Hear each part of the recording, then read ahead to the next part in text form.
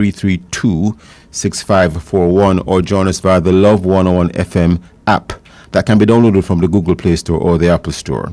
You can also join us on Love 101 FM Facebook and YouTube Live.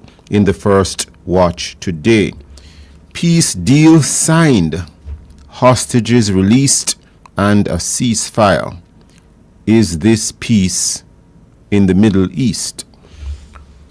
And in the second watch, the alleged destruction of private CCTV footage or equipment by the police. The human rights perspective. For our social media question, we ask,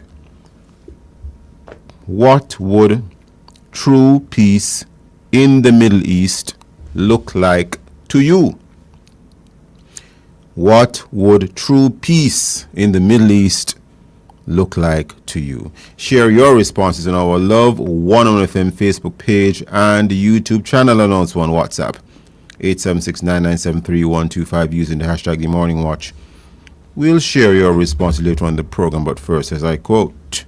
All right, today's I quote says, inside every mistake is a ticket to our future. Unknown. So there is hope. There is hope in the Lord. Good morning, Jacob. Good morning. The first watch will be back after this break.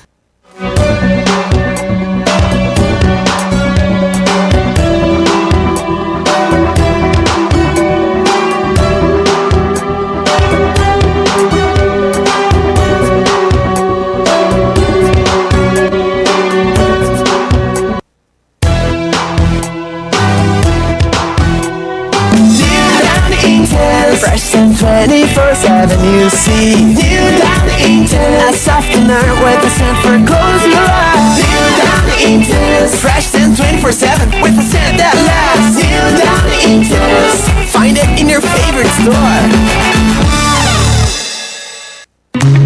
When we started this company, we were focused on helping people find their way. And when it comes to critical illness and life insurance, we're all about helping people find a way to live more. Like our JN Life Aid that covers your first diagnosis and is there in case of a second occurrance. That's how much we're invested in you living your life. Welcome to the art of living insurance from JN Life.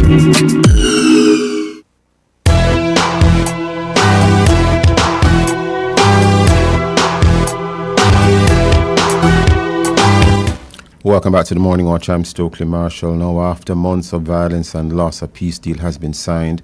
Hostages have been released in the lands where prophets once walked. The struggle for peace remains as ancient as it is urgent. Well, maybe we can even say that prophets still walk there.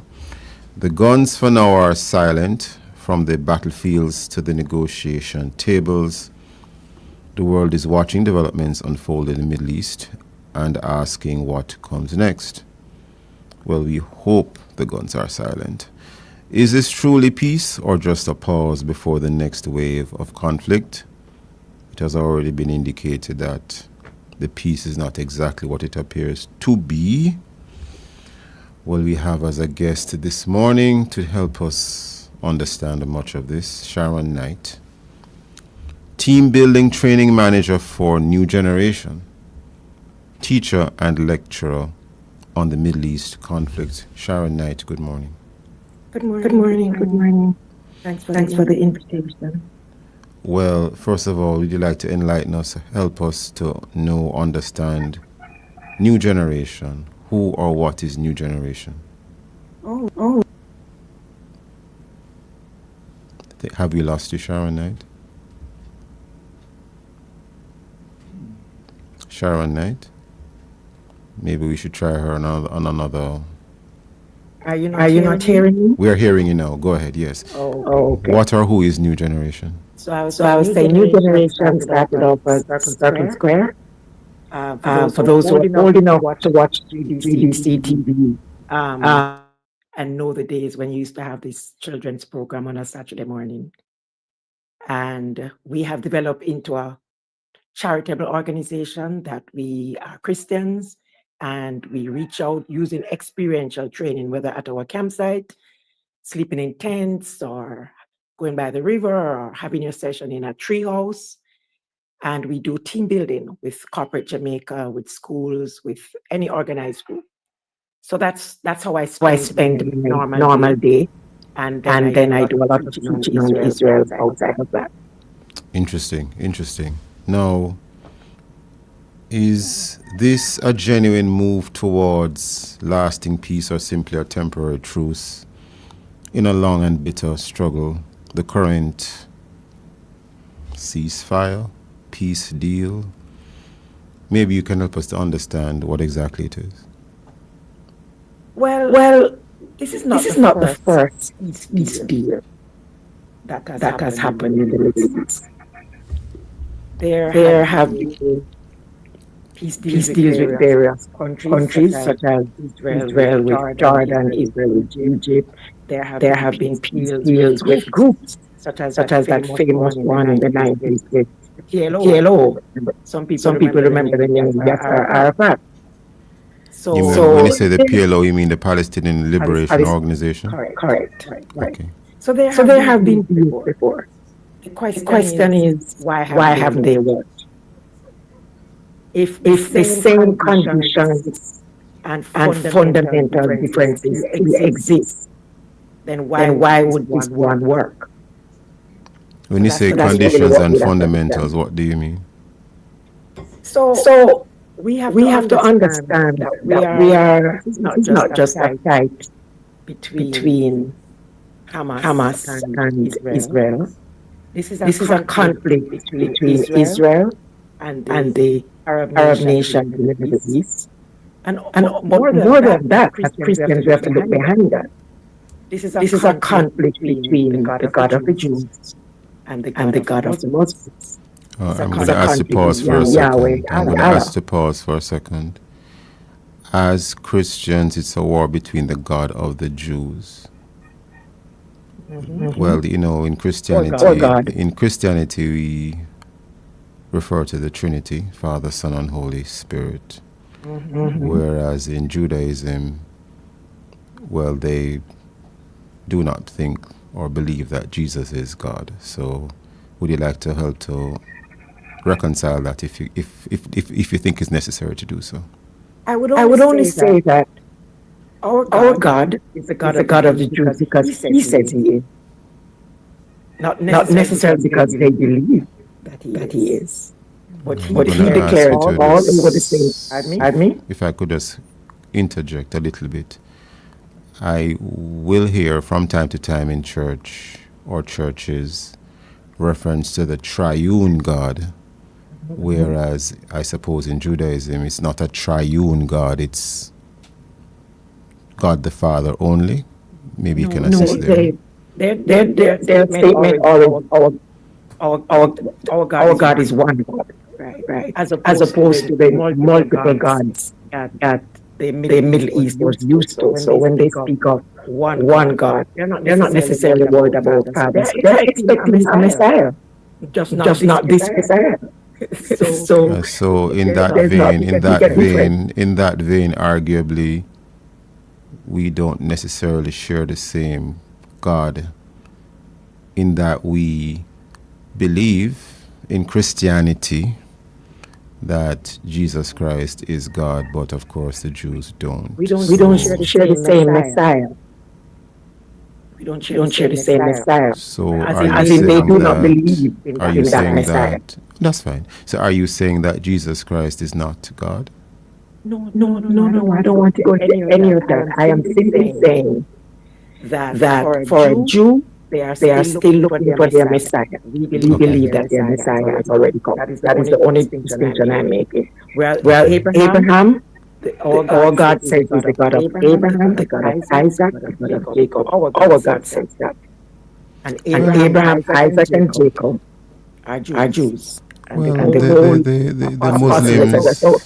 Are we not getting distracted? I'm not getting distracted at all. No, not at all. I'm just trying to get the context.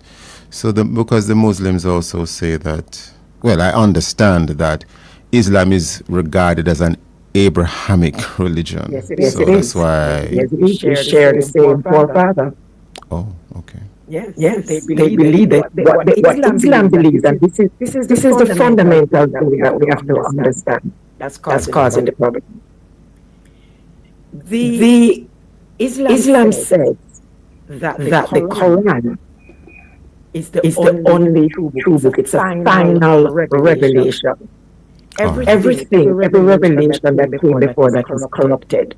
So the So the revelation revelation to the Jews in what you would call the First Covenant, the Old Testament, the the revelation to Christians in what we would call the New Covenant, the New Testament, that is corrupted. And the And the Quran is is the only true revelation, final and complete, as given to Allah. And Anybody who is not of their book is an infidel, to be subjugated. And so all of us in Islam's are infidels, whether you're a Jew So or a falling Jamaican. falling on what you just said, Sharon Knight, and we're almost upon a break already, but before we actually get to the break, since, as you indicated, and by the way, we've been touching on this sort of thing all week, although in a more in an oblique sort of way. Okay. But in relation to Islam and or Muslims regarding everyone else who is not a Muslim as an infidel, can there really be a lasting peace in the Middle East is if the Israelis clearly are not Muslim to the extent that they are Jews? Because I'm trying to separate the nationality issue from the religious issue too. Jews versus Israelis. Maybe you have Israelis who are Muslim, I don't know, and Israelis who are Christian, perhaps. But to that extent, how lengthy can the peace or the truce be? And when I talk about fundamental difference, that is what I'm talking about. I don't know if you're able to put up a map for the YouTube persons. If you look at a map of the Middle East, more than the Middle East, from North Africa, all across the Middle East, going up, not that one, the one with the green.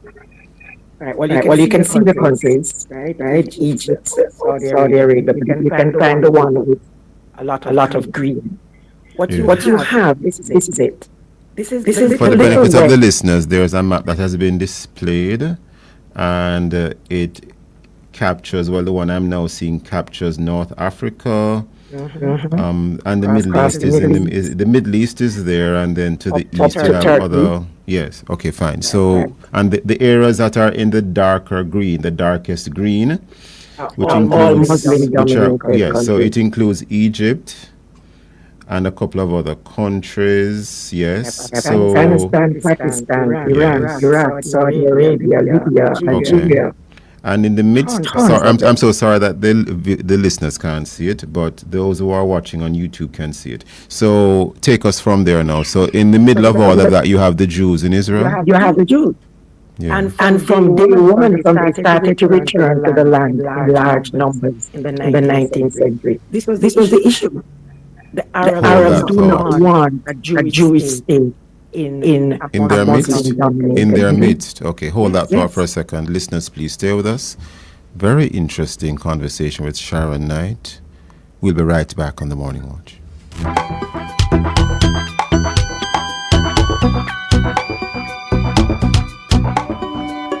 At Flow, loyalty pays back. Big time. That's why we're rewarding our customers with $20,000 in groceries. Simply add postpaid mobile to your current internet plan and claim your $20,000 supermarket card today. For only $2,700 plus GCT, enjoy unlimited social media and YouTube. 20 gigabytes of any use data plus unlimited anywhere local calls and texts. That's how we keep your rhythm flowing. Conditions apply. Start your day informed, alert, and ahead of the curve. Join us at 6:30 a.m. for the latest breaking news, weather updates, and everything you need to know. Clear, concise, connected. It's your morning news right here on Love 101 FM, the family station. On Mondays, the morning news is brought to you by the Ministry of National Security Live Good Anti-Violence Campaign.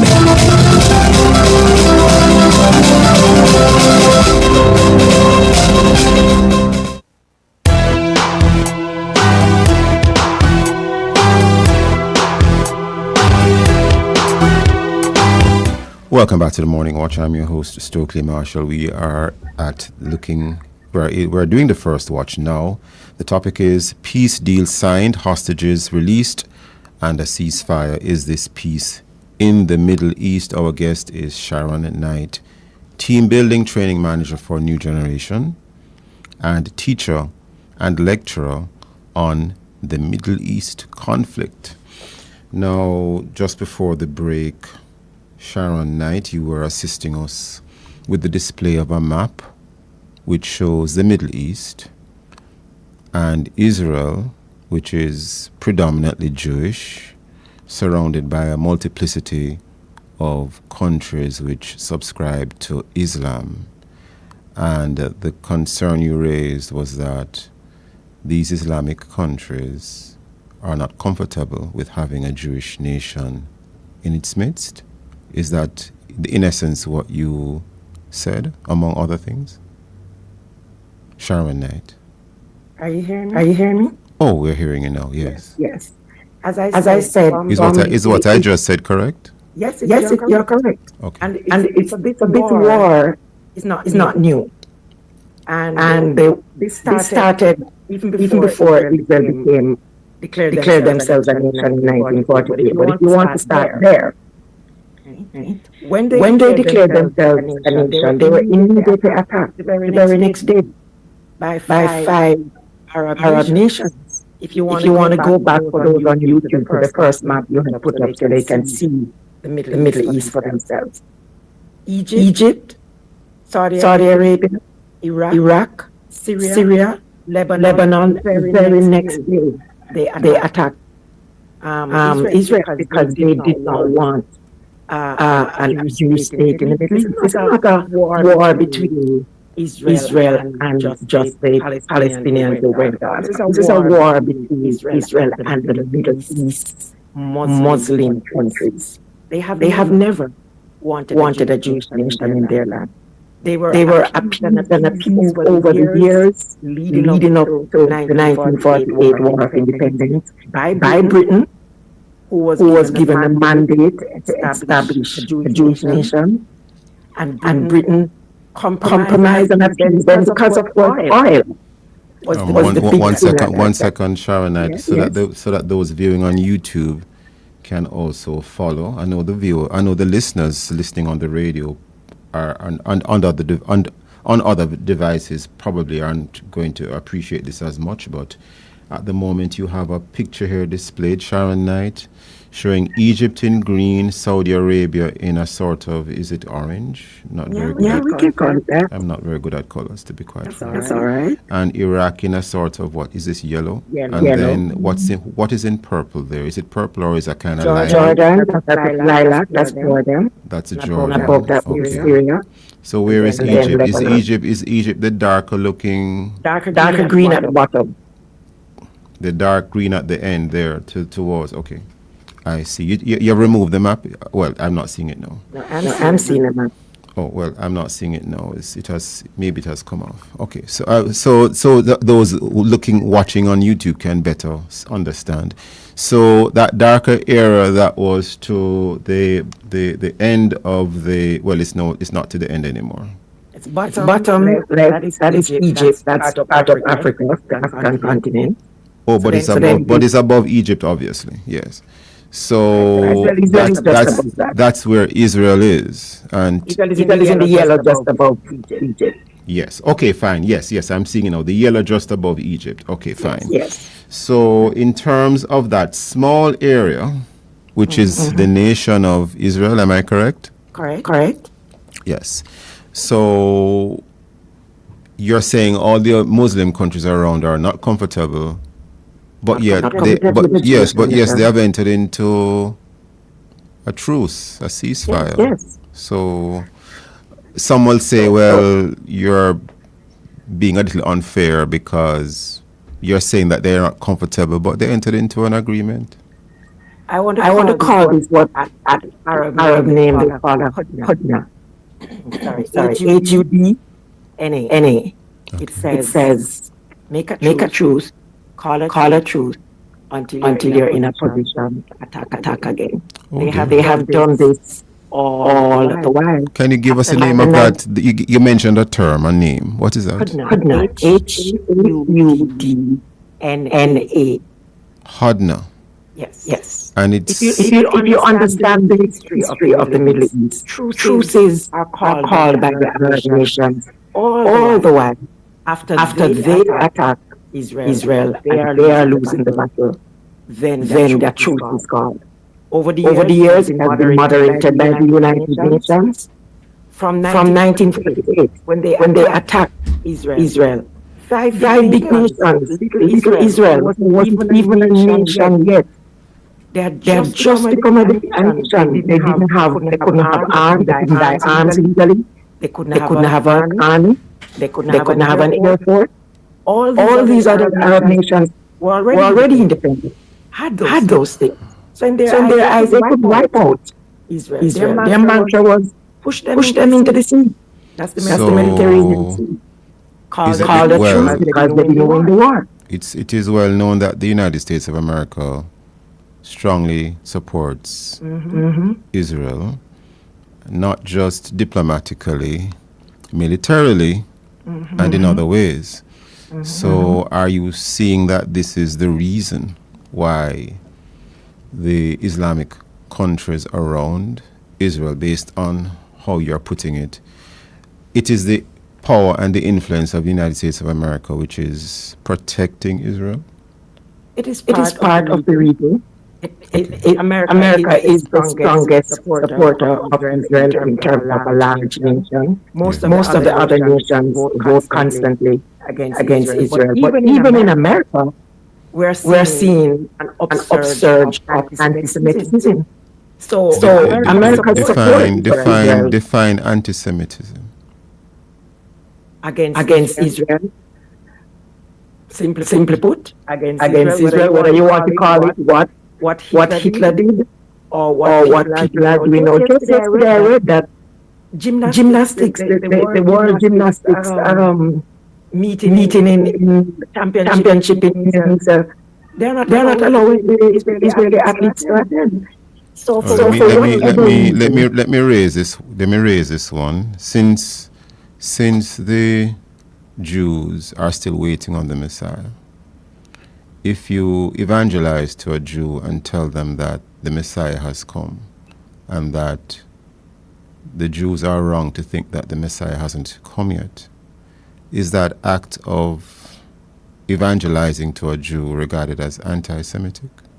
No. Anti-Semitism is when you go out of your way to attack them, to remove them from any kind of organization system. When you really are violently against them. So it's a constant attack. In a sense, Israel has very few friends, very few persons who stand for them. The church used to stand for Israel. The church fought for Israel for many years, but many Christians no longer stand for Israel. Right? But I don't stand for Israel because Israel is right in all its ways. The leadership of Israel is not Christian. Israel by far is a second nation. I stand for Israel because my God stands for Israel. You read Jeremiah 31. It says, if you can move the heavens stop night and day from happening, then I will revoke my covenant with Israel. Then Israel will no longer be a nation before me. That's what my God says. I have to go where my God goes. I'm not going because Israel stands for God. I'm going because God stands for Israel. My God. The same God we Christians believe in. And in terms of any reference to their later, whatever the term is, they have not accepted Christ as the Messiah. The book of Jeremiah would have been, or is an Old Testament book. Any concerns that Jesus came, died, rose again, and yet the Jews haven't accepted him? I mean, what would you say are God's thoughts at the moment regarding Israel since they rejected his son? Let me just read, and I'm going to read an Old Testament book, and I'm going to read it deliberately. Yeah. It says, Jeremiah chapter 12. Yeah. I will pour out, before that, 12, 13, 14. It is describing a day when all the nations of the world turn against Israel. So it starts off in verse 2. I am going to make Jerusalem a cup that sends all surrounding people reeling. Judah will be besieged as well as Jerusalem. On that day, when all the nations of the earth are gathered against her, we are moving towards that. Very few nations supporting Israel. I will make Jerusalem an immovable rock for all the nations. All who try to move it will injure themselves. So that's the context of this Jeremiah 12. And then it goes on to explain why God is doing all of this. And that's what Christians need to understand. Verse 10. Oh, well, I wasn't making reference to... scripture. Sure, please do. I will pour out on the house of David and the inhabitants of Jerusalem spirit of grace and supplication. They will look on me, the one they have pierced. This is Old Testament saying this. And they will mourn for him as one who mourns for an only child, and grieve bitterly for him as one who grieves for a firstborn son. This is where God is going. He's going to bring this nation back to him. And it will only happen when Jesus returns. Just rescue them when all the nations of the world turn against them. So are you saying, therefore, that based on that scripture, the Jews in Israel will eventually become Christians? The Jews in Israel will eventually be saved by their God. What do you want to call it, Christian? Whatever. All says it. All Israel will be saved. What he was referring to this time. When all the nations of the world read it for themselves, Jeremiah 12, 13, 14, read Daniel, read what Jesus says in Matthew. What God is after is bringing his back to him, Abraham's descendants back to him. But it's not going to come without them being a position. There are many people in Israel who believe in God, in Jesus. There are many what we call Messianic Jews. But as a nation, they have not returned to their God. This is what Zechariah says will happen. It can't be talking about anybody but Jesus. It says the one they have pierced. Who else can this be talking about? This is way back in Zechariah telling us what God's intention is through Jesus. These people, this Israel nation, will one day when their backs are against the wall, cry out, and they will recognize their Messiah, the one they pierced. I don't want to ask you another question. I don't want to raise another issue with you and ask you for a final word, but I see we're now completely out of time. Sharon Knight, I want to thank you for the time that you have spent with us this morning to elaborate and explain a lot of the matters relevant to the topic today. I want to thank you for your time and for your thoughts. Have a good day. I really appreciate it. Thank you. Listeners, please stay with us. We'll be right back on the Morning Watch.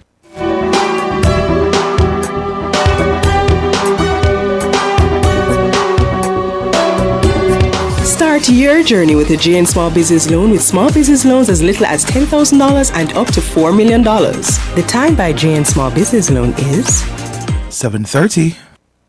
Sagicor is spreading the word. Catch it early. Catch it early. Catch it early. October is Breast Cancer Awareness Month. Early detection can save your life. Don't drop the ball. Get screened for breast cancer today. Do your self-examinations regularly and schedule your mammogram. Make sure you're prepared. Get Sagicor Life Critical Illness Insurance. Access up to 25% of your sum insured on early diagnosis of breast cancer. Conditions apply. Catch it early. As a contractor, I never work without a plan. As an electrician, protection is always a priority. If you're a small business owner or an independent contractor, there's a plan that gives you protection and coverage. Sagicor Pro Shield. Get up to $1 million critical illness coverage and cover up to 80% of your medical costs for as little as $15,510 every 3 months. Get the protection you need with Sagicor Pro Shield. Call 876-936-7784. Conditions apply. Bashka goes fashion gone decor with the Jamaica Observer Take Style Out. October 31st and November 1st. Get up to 50% off. New finds, lower prices, big savings across all Bashka locations. Fashion gone decor with Bashka. With the Jamaica Observer Take Style Out. Shop, save, and earn. October 31st and November 1st. Follow Bashka on all socials at Bashka Jamaica. Bashka, where style meets savings. Done, triple grease cleaning power. It's foam, lasts longer. Done, triple grease cleaning power. You scrub less often. Done, triple grease cleaning power. Find it at a great price in your favorite store or supermarket. Formula with 3 grease cleaning agents versus another dishwashing soap of similar price.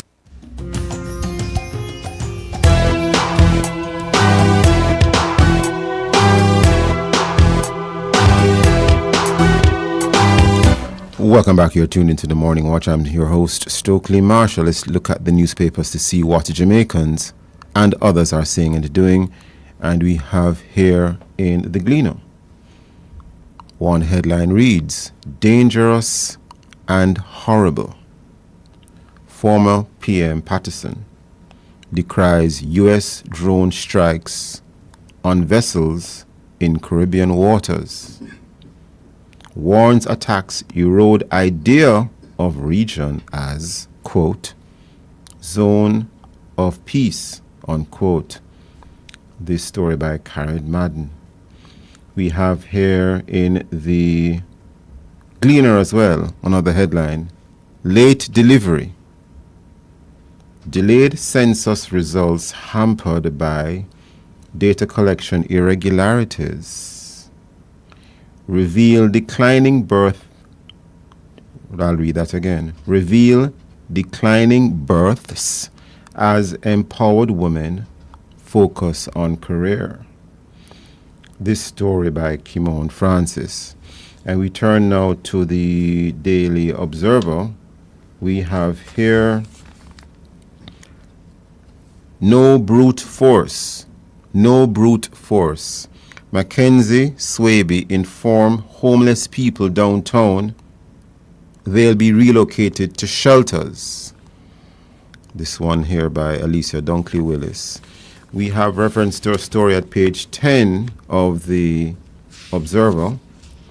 Negril fighting to remain attractive as visitor destination. Negril fighting to remain relevant. When you turn to page 10, and there's a photograph here with a sign that says Negril with a gentleman standing in front of it. Imamu Tomlinson, Chief Executive Officer of the U.S. base Vituity and President of the Vituity Cares Foundation, poses at the marker for the resort town. This story by Anthony Lewis. Those and many other stories in our various news sources. Coming up next, we'll read some feedback from our Facebook, YouTube, and WhatsApp question, which is, what would true peace in the Middle East look like to you? If you haven't done so yet, leave your responses on our Facebook or YouTube, Love 100 from Jamaica Live, and also WhatsApp comments and voice notes too. 876-997-3125. 876-997-3125 using the hashtag The Morning Watch. We'll be right back. One tang packet, some water, and suddenly you've got for everyone. That's the magic of Tang. It goes a long way and tastes even better. Refreshing, fruity, and now with vitamin C, D, zinc, and fewer calories. It's the drink that fills your glass and the moment. Tang, more flavor, more to share, more to enjoy. Tang, the drink that starts the fun. Mama work hard, for real. She do the most to send me and my brother go school. So, The dream was always to go to university. Well, I fulfilled 2 dreams with 1 Jane Bank savings plan, you know. I further my education and I make mama proud. See so you can make the part, travel far, graduate like a star. Stop wishing you could. With your Jane Bank savings, you absolutely can. Jane Bank will help you find a way. We know you're making every dollar work harder, choosing carefully, buying what you need, and making it stretch as far as you can. That's why Grace is giving shoppers discounts on over 20 of your favorite Grace products when you cash out at participating supermarkets. It's our way of helping you sweeten moments together, share more meals, and take care of the people you love. Make a good move with Holy savings from Grace. The NHT invites pensioners who had a weekly income of less than $30,000 at the time of their retirement to apply for Smart Energy grants of up to $1.5 million. With the NHT Smart Energy grant, pensioners can install solar panels at home and save on electricity. Applications are being accepted via the NHT website or in person at the NHT branch. These offices from Friday, October 24 to Wednesday, October 29. For more information on the Smart Energy Grants, visit the NHT website or any NHT branch or look for advertisements in the newspapers this Sunday, October 19.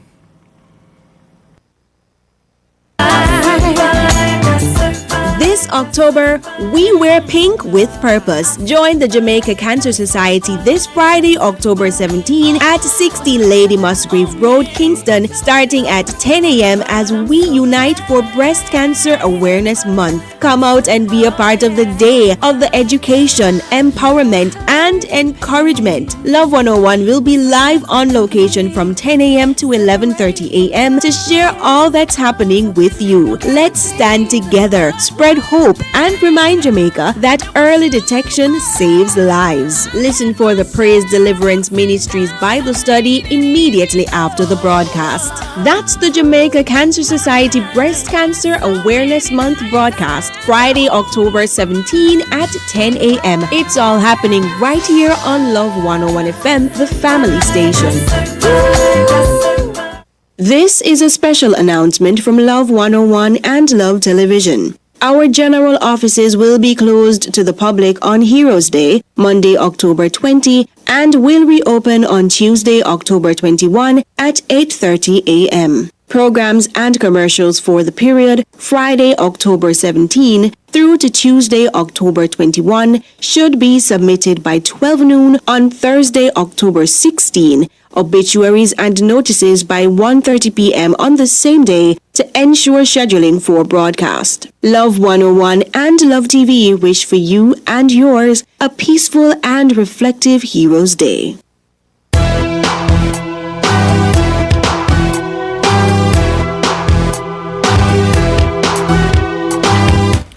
Welcome back to the Morning Watch. I'm your host, Stokeley Marshall. Now for your responses to our social media question, which is, what would true peace in the Middle East look like to you, Jukal? All right, so we have some responses. Let's start with YouTube. Keeble Morrison says, regardless, we have to start somewhere. Is it the first time we have a treaty of this magnitude? Let's go to WhatsApp now. WhatsApp is Cherry in Spanish Town. Let's hear from Cherry. Cherry says, true peace would be no reminders of destruction and damages of buildings and homes and spaces that were occupied, and normalcy of lives and livelihood return. Those are our responses. Thank you, sir. Thank you very much. We move right into the second watch. Human rights, accountability, and the rule of law, all part of what we look at here in Jamaica. INDICOM, the Independent Commissioner of Investigations, is sounding an alarm. Police officers have allegedly tampered with CCTV systems, private CCTV systems of citizens, have failed to activate body-worn cameras, allegedly have failed to activate body-worn cameras. It is said that there are incidents of citizens or witnesses being removed in operations that ended in death. So witnesses being removed in operations where someone ends up dying. It is said that these are not isolated claims. They point to patterns of conduct that challenge public trust in the police and raise urgent questions about justice, oversight, and the protection of the vulnerable. Where does the law stand when those sworn to uphold it are accused of undermining it? We have as our guest this morning to look at this very important matter, Michael Diamond. Michael Diamond, of course, President, Consumers Intervention Jamaica, and Dr. Paul Bourne, research consultant and social commentator. Dr. Bourne, Mr. Diamond, good morning, gentlemen. Good morning. Good morning. Good morning. Hello, good morning. Hello, good morning. Good morning, Stokeley. Great having you both on. Now, do you gentlemen think that human rights are respected enough in Jamaica's policing system? Starting with you, Dr. Bourne. That's a good question. What we can do is to go back some issues. In 2006, a research was done by Howell Board and Waller. They established that only 50% of Jamaicans indicated that they trust police. We are having a slight challenge hearing you clearly, Dr. Bourne. Maybe, I don't know if you're on speakerphone or you're using a connecting device to speak through, but whatever is happening, we're not hearing you so well. I'm not sure what's going on. You sound actually better now. Try again. A research conducted by a firm. Sounds like your name is in the name of the firm, by the way. No, it's a group of person that you know. I'm hearing an echo again. I'm not sure what is going on. You sound clear now. I'm not sure. It goes in and out. Yeah. Some saying in 2007, a research was conducted by Howell Board and Waller that established about 15% of Jamaicans indicate that they trust the police. And that 15%. 1-5. Trusted. Which means 85% did not. Don't. And people have not because various reasons. Have those updated to your knowledge? That was 2007. No, it has not been updated. But what we do know. So maybe it has flipped to the other way now, sir. 85% trust the police. Hasn't. You're quick to say no. No, I'm certain about that. I'm looking at other things. What is going on? Okay. Hold that thought for a second. Let's try to bring in Michael Diamond, and we're going to try to resolve your audio if we can on our end, Dr. Bourne. Michael Diamond, any thoughts on what I just asked Dr. Bourne? Because do you think human rights are respected enough in Jamaica's policing system, sir? Mr. Diamond. Civilized society, and there is what would obtain if that wasn't the case would be total anarchy, and that's not the situation that we're in. So yes, of course.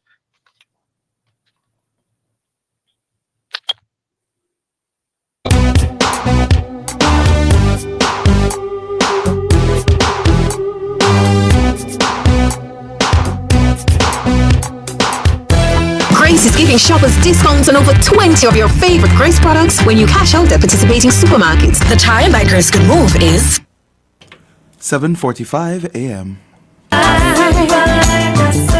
This October, we wear pink with purpose. Join the Jamaica Cancer Society this Friday, October 17 at 60 Lady Musgrave Road, Kingston, starting at 10 a.m. as we unite for Breast Cancer Awareness Month. Come out and be a part of the day of the education, empowerment, and encouragement. Love 101 will be live on location from 10 a.m. to 11:30 a.m. to share all that's happening with you. Let's stand together. Spread spread hope, and remind Jamaica that early detection saves lives. Listen for the Praise Deliverance Ministries Bible study immediately after the broadcast.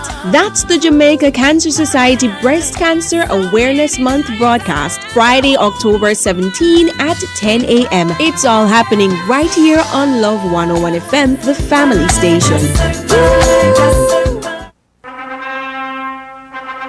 This Thursday, October 16, on the truly marvelous program To Have and to Hold with Dr. Colleen Beckles and co-host Andre Allen Casey. We're tackling a critical and sensitive topic: suicidal causes and solutions in marriage. Mental health struggles in marriage can be overwhelming, leaving both partners feeling helpless and alone. What are the signs that a spouse may be struggling with suicidal thoughts? How can couples, families, and friends respond with care, support, and practical steps to prevent tragedy? Join us as we explore causes, warning signs, and life-saving solutions. Don't miss it this Thursday, 5:30 p.m. on the truly marvelous program To Have and to Hold, only on the family station Love 101.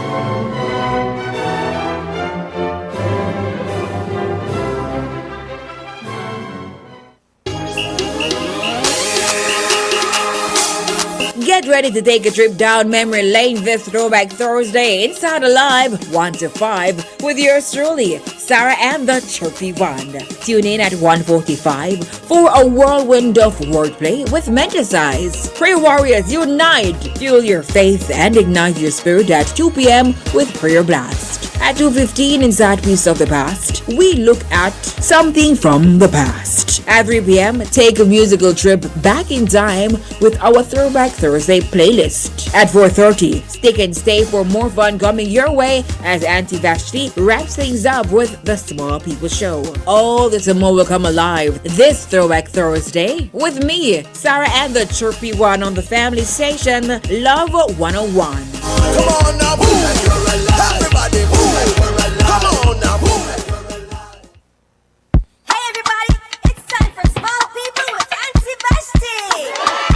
Hey, Small People crew, it's me, Auntie Vashti, and there's so much about Jamaica. I can't wait to share it with you. Join me this Thursday at 4:30 p.m. on the Small People Show, where little voices make big sounds. This and every Thursday on Jamaica Up Close, it's all about our treasured island, Jamaica. From fun facts to hidden gems and all the things that make us truly special. Don't miss out. Tune in this and every Thursday on Jamaica Up Close at 4:30 p.m. with me, Auntie Vashti, only on the family station, Love 101.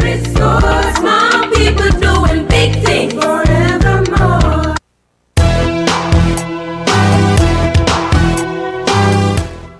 Welcome back to the Morning Watch. I'm your host, Stokeley Marshall. We are in the second watch, and the topic is the alleged destruction of private CCTV footage and equipment by the police, members of the Jamaica Constabulary Force. The human rights perspective, our guests are Michael Diamond and Dr. Paul Bourne. Now, we do apologize to the listeners and the viewers for what appeared to be an interference or some challenge with the broadcast in terms of hearing our guests clearly. We are going to go at it again. Mr. Diamond? Mr. Michael? Yes, Mr. Michael. We're going to try to have you join us by, we're going to try to have you join by telephone, Mr. Diamond, if that might make things a little bit better. There is a horrible feedback we're hearing. Listeners and viewers, we do apologize for that. Dr. Paul Bourne? I'm here. Are you hearing me clearly now? Dr. Bourne, if you can unmute yourself. Dr. Bourne? I'm here. Great. We're hearing you, and we're not hearing that same interference we were hearing with Mr. Diamond. Okay. And I gather that Mr. Diamond is now on the phone. Mr. Diamond, we'll get to you in a second. Dr. Bourne, in the interim, you have essentially indicated that based on some statistics, it's indicating that there's a low trust level in the police, although that particular statistic is somewhat dated, but you don't think there has been much change, if any. Now, when you hear reports of officers tampering with CCTV equipment or not using body-worn cameras, what does this say to you about accountability in relation to the members or some members of the Jamaica Constabulary Force, Dr. Bourne? I like this issue. This matter goes back to some things that started yesterday, years ago. The matter relating to the punishment of crime is based on some fundamental issues. One, punishment. Two, if you're caught. All right. And so we need to understand clearly police operate within that sort of context. So if you want to address crime, the police need to what? Apprehend, arrest, take person to court. That now becomes pressure in an environment that is high in terms of crime. So police really want to solve crime that some individuals may internalize it as wanting to do anything to actually apprehend the individual to lower crime. Which is a part of the problem that we're having in Jamaica. So in other words, in order to apprehend criminals, you might be tempted to do criminal things to do so. Indeed. To reduce crime.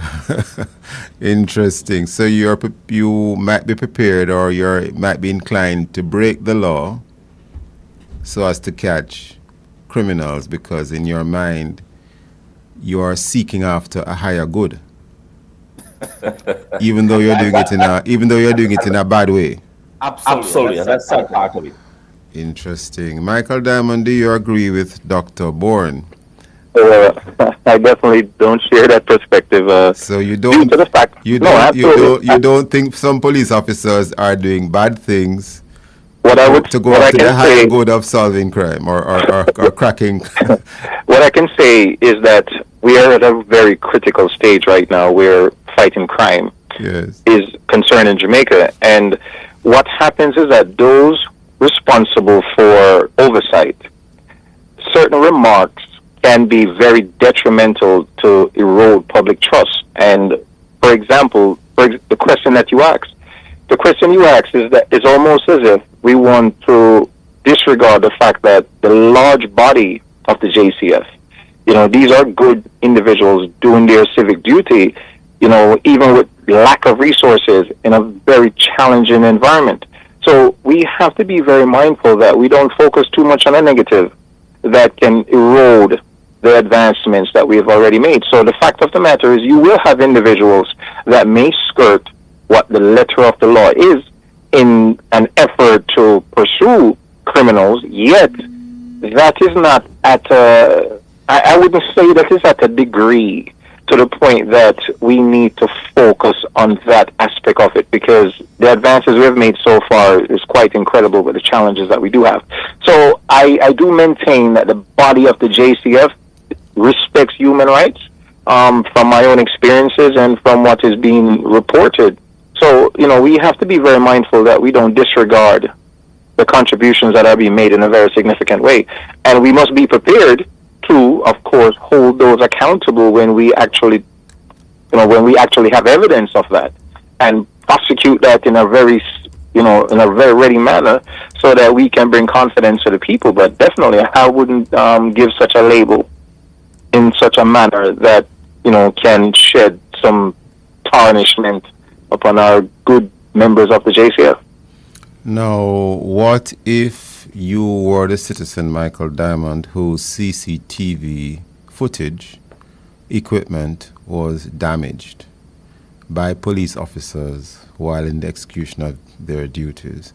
What if let me finish the question. What if your family member was murdered by the police, and before he or she was murdered, you as the witness was removed from the scene prior to your family member being murdered? Remember, these are police officers. They might have a good heart, but some of them might be inclined to do the right thing in the wrong way. Michael Diamond?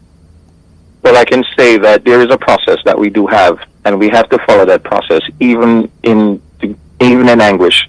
What happens is that information, as long as it can be demonstrated, and we are able to submit that information to the authorities whose duty is to investigate such activities by the police, then we have to do that. We cannot disregard the fact that breaking the law is not something that we're going to tolerate, regardless of who's doing it. So if there are situations where, God forbid, it's so personal, but yet there is a process that we have to follow if we do want to hold those individuals accountable. And it's not just the individual who committed the act, but all the individuals that was with him present can also be charged as well. So we have to do more at informing and educating our citizenry that there is a process, let them know how to facilitate that process so that we can move forward, because two wrongs don't make a right, and we certainly don't want to focus on that aspect of it, but we want to be able to make the process work. Understood, Mr. Diamond. Gentlemen, Dr. Bourne, before we wrap, because we're almost out of time already, in a couple of seconds, Dr. Bourne, from a human rights perspective, what reforms, if any, do you think are most urgently needed within the JCF to tackle issues like these? The police has been doing a number of reforms together. That's why we have a police force as it is today. Now, what we can do... for the record, we know that they have made a lot of progress. I want to put that on the table. Yeah. But having said that, what, if any, further reforms, if any, might be needed, in your view, Dr. Bourne? It is a difficult process to clear up everything inside the police force, simply because the persons who are operating as police officers are humans. And because they are humans, some persons might be tempted to do things that are outside the law. All right? So people need to understand clearly that. And they do work in some very difficult circumstances. Absolutely. I'm not going to pretend as if it's a walk in the park for them. It's not. It's not at all. Yes. People are suffering and hurting at the same time these conditions or situations occur. And we need to understand clearly that we want a good police force. People are fully aware, and that's why a number of persons support them. If Jamaicans did not support the police force, we would never have added this situation in Jamaica. So people generally support the police. You are saying it's more about them ensuring that they comply with the law and the rules and the regulations, and not fall to the temptation of going on a frolic of their own. Absolutely. Where the issue is. Okay. Mr. Diamond, your final thoughts in a couple of seconds. Well, absolutely. What we would like to see more of is that we want the investigations against complaints by the citizenry to be a little bit more expedient, because oftentimes is the delay in that response is what erodes the trust. So we do want that to be something that is primary. That's the best reform that we can work with. And also, we have to weed out that perception that the police are also in cahoots with the criminals. So we have to make sure that communication... it is alleged that sometimes that is true, Mr. Diamond. No, it's definitely a possibility. I don't know if you can weed out the perception, but... Well, the idea of it is that we have to be willing to prosecute as expediently as possible. Understood. Have to leave it there this morning, gentlemen. Mr. Diamond and Dr. Bourne, thank you so much for your time and for your thoughts. We're completely out of time, but gentlemen, we thank you for your time today. Thank you for enlightening us and sharing your views. Thank you, listeners, for being with us. Join us again next week as we look at other topical and controversial issues. And, of course, visit our YouTube channel and Facebook page and now TikTok at Love 101 FM Jamaica for this and all other Love 101 FM programs. And, of course, download our app and stay connected to us, the family station, the Love 101 app. And we are the family station, Love 101 FM, the number one gospel station in Jamaica, Love 101 FM. Thanks to our producer, Kathy Gale, and to our guests, John Reverend Dr. Dylan Toussaint, next week as he continues to look at the issues of the day. I am Stokeley Marshall, handing you back to Love in the Morning with Drakal.